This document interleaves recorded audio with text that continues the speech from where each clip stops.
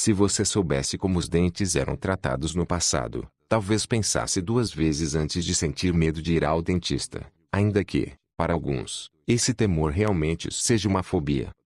Richard Barnett, pesquisador da história da ciência, foi a fundo nessa investigação. Em seu livro Tismile Stealeres, Tiffany and the Art of Dentistry, Os Ladrões de Sorrisos, a fina e suja arte da odontologia, em tradução livre, ele resgata o modo como diferentes sociedades em várias épocas lidavam com problemas como cáries e métodos de higiene bucal. Acredito que a razão pela qual tememos a odontologia, de uma forma diferente de outros ramos da medicina, é que ela é ainda muito física. Estamos muito conscientes quando nos sentamos naquela cadeira e sentimos aqueles dedos com luvas entrarem na boca, tocando nossas bochechas e tateando nossas gengivas. Nós sentimos aquele calor. Barnett, BBC.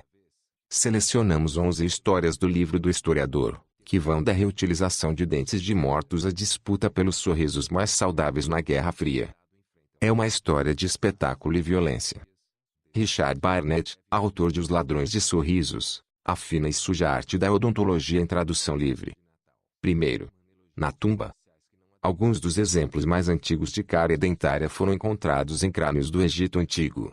Acredita-se que elas fossem causadas por pães duros e vegetais fibrosos. E nenhuma escova de dente ou artefato de cuidados dentários foram encontrados em qualquer um dos túmulos. Segundo, vermes. Uma das primeiras explicações para as cáries dentárias foi a ideia de que pequenos vermes ou demônios cavavam os dentes e gengivas. Os sumérios acreditavam que as terminações nervosas eram esses pequenos vermes, as quais tratavam de retirar. Terceiro, rainha com medo. Em decorrência de sua obsessão pelas sobremesas, a rainha Isabel I, da Inglaterra, estava com os dentes pretos em 1578. Naquela época, o açúcar era uma verdadeira iguaria. Apesar da dor, a rainha recusava tratamentos.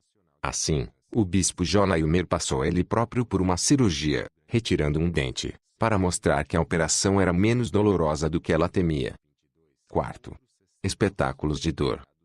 Na Idade Média, as extrações de dentes eram realizadas sem anestesia, em público e por barbeiros.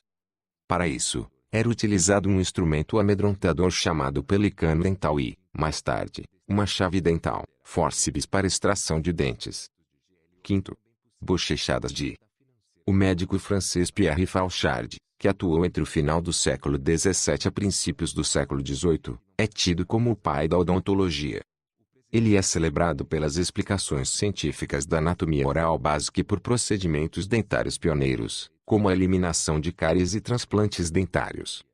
Mas ele também recomendava fazer bochechos generosos com a própria urina. Sexto, um toque de ópio. Andrômaco, o médico do imperador romano Nero, usava teriaga, um antídoto para venenos, para tratar dor de dente, bem como para todo tipo de doença. Como ele dizia, se o antídoto não curava, sem dúvida fazia as pessoas se sentirem melhor, o que provavelmente era verdade, já que seu principal ingrediente era o ópio. Sétimo, a Guerra Fria chega aos dentes. Você sabia que escovar os dentes pode ser um ato político? Durante a Guerra Fria, a propaganda oficial dos Estados Unidos dizia que uma boa saúde dental era a maneira ideal de demonstrar a superioridade sobre os bolcheviques. Na União Soviética, também se pedia para que os cidadãos escovassem os dentes pela pátria-mãe. Oitavo, o estado dos dentes nos Estados Unidos. Em média, o americano usa 38,5 dias em toda a vida para escovar os dentes. Mas, surpreendentemente, a obsessão americana com a saúde dental começou apenas depois da Segunda Guerra Mundial. Os soldados americanos que haviam sido enviados ao exterior trouxeram de volta consigo a importância de manter os dentes limpos. Nono, dentaduras dos mortos. No século XIX, os vivos usavam dentes postiços arrancados de cadáveres. Depois da Batalha de Waterloo, ocorrida na região onde fica a Bélgica, foram retirados os dentes de 50.000 mortos. E isso não era um segredo, essas dentaduras ganharam o nome de dentes de Waterloo. Décimo, moda no Japão. No Japão, algumas mulheres buscam dentistas para que eles deformem seus dentes. A moda se chama eba e consiste em desalinhar, afinar e alongar os dentes. Segundo esse padrão estético, Isso torna seus sorrisos mais ternos e inocentes, fazendo-as parecer mais. 11º. Ingredientes interessantes. A pasta de dentes mais antiga de que se tem notícia foi desenvolvida pelos egípcios entre 3.000 e 5.000 anos antes de Cristo.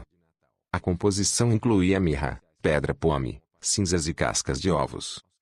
Na Grécia e Roma antiga, eram usados ossos e conchas de ostras trituradas.